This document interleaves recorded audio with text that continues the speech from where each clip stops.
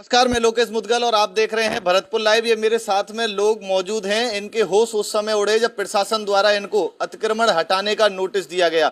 अतिक्रमण इनके जो स्थायी निवास हैं, इनके व्यावसायिक प्रतिष्ठान हैं, उनको हटाने के लिए इनको नोटिस प्राप्त हुए। तब इन लोगों के होश एकदम उड़ गए कि सड़क से कितने फीट, 50 फीट या 100 फीट, 100 फीट हटाने का जो है आपको नोटिस मिला। एक बार पूरा मामला बताओ।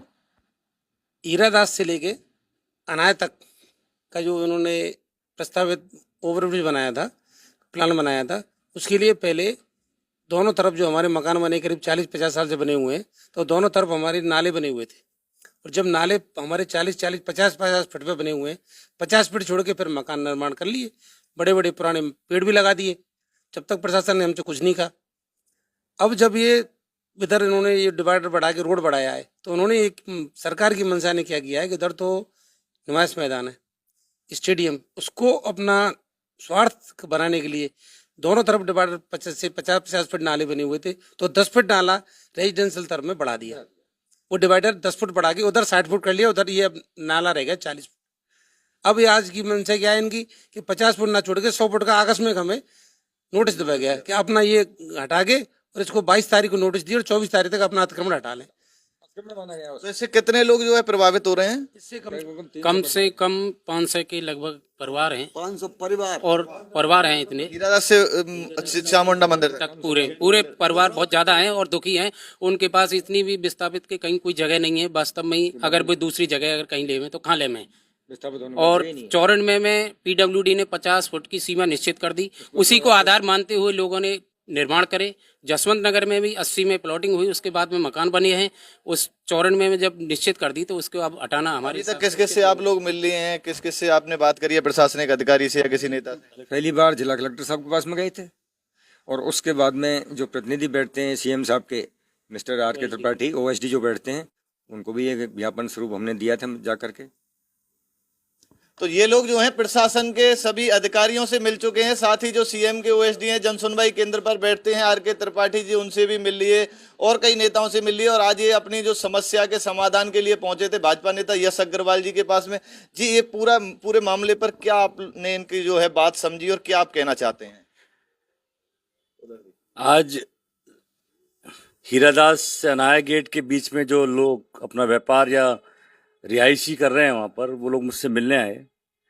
समस्या ये है कि शहर के सौंदर्यीकरण के लिए जो मास्टर प्लान को पुनः स्थापित करने की योजना सरकार के, उसके तहत डिवाइडर से 100 फुट दोनों तरफ रोड खाली कराई जा रही है।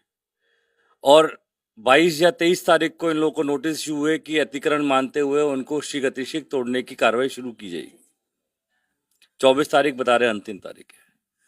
तो इसमें जब ये व्यापारी मेरे पे आए तो चिंता का विषय आ गया। त्योहार है, सबके घर परिवार हैं, तो मेरा तो इसमें यही है, मैंने इनको भी यही सलाह दी कि आप सरकार से इस बात के लिए रखिए कि देखिए हमें कोई दिक्कत नहीं है, आपको अगर सौंदर्यीकरण करना है, मास्टर प्लान को इम्प्लीमेंट करना है, बहुत अच्छी बात है, पर पुनः स्थापित करने की हमें जगह दे दें।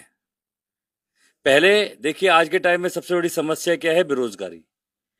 आज आप इन 500 परिवारों को बेरोजगार तो 1 मिनट में कर देंगे, रोजगार कहाँ से पैदा हो पाएगा? आज जो व्यवसाय कर रहे हैं उनके नीचे कर्मचारी, उनके परिवार भी इनसे जुड़े हुए हैं। तो मेरी तो सरकार से सिर्फ इतनी सी अपील है कि सौंदर्यीकरण के नाम पे आप निश्चित ही आप शहर को चौड़ा करें, विस्तार करें, सौंदर्यीकरण करें, लेकिन अगर आपको लगता है क्योंकि 50-50 साल से वो लोग वहां रह रहे हैं, 30 साल बाद आप किराएदार को नहीं हटा सकते, आप 50 साल बाद एकदम से ओवरनाइट आप किसी आदमी को उसके घर से बेघर कैसे कर सकते हैं? तो एक पुनः स्थापना की योजना बनाई जाए, नए निर्माण सरकार के हिसाब से किए जाएं। पब्लिक तैयार है उसको अलॉट कराने के लिए, उसका न्यूनतम दाम देने के लिए। आप उन्हें पुनः स्थापित करें और फिर आपको जहां पर भी सौंदर्यीकरण कार्य कर रहे हैं उनको करें। एक व्यवस्थित रूप में काम होना चाहिए, किसी को परेशानी ना हो, शहर का विकास हो जाए, सौंदर्यीकरण हो जाए, तो सब समृद्ध रहें इसमें। बिल्कुल, विकास के लिए और सौंदर्यीकरण के लिए जो है जनता कतई किसी बात से परे नहीं हटेगी। लेकिन बात सबसे बड़ी होती है, अगर किसी को बेघर करते हैं आप, तो उसके पुनः स्थापित होने के लिए कहीं ना कोई उन्हें जगह चिन्हित अवश्य की जानी चाहिए। क्या मांग करते हो सरकार से आप? जैसा कि सबने बताया, मांग हमारी यही है कि आप सौंदर्यीकरण कर रहे हैं भरतपुर का, ये अच्छी बात है, लेकिन उससे पहले आज इस महंगाई के दौर में जो 500 परिवार हैं और उनसे जुड़े हुए जो परिवार उनके यहाँ काम करते हैं, तो उनके लिए पहले एक रहने की विस्थापित करने की व्यवस्था करें, उसके बाद में आपको जो सौंदर्यकरण करना है उसके लिए बिल्कुल तैयार।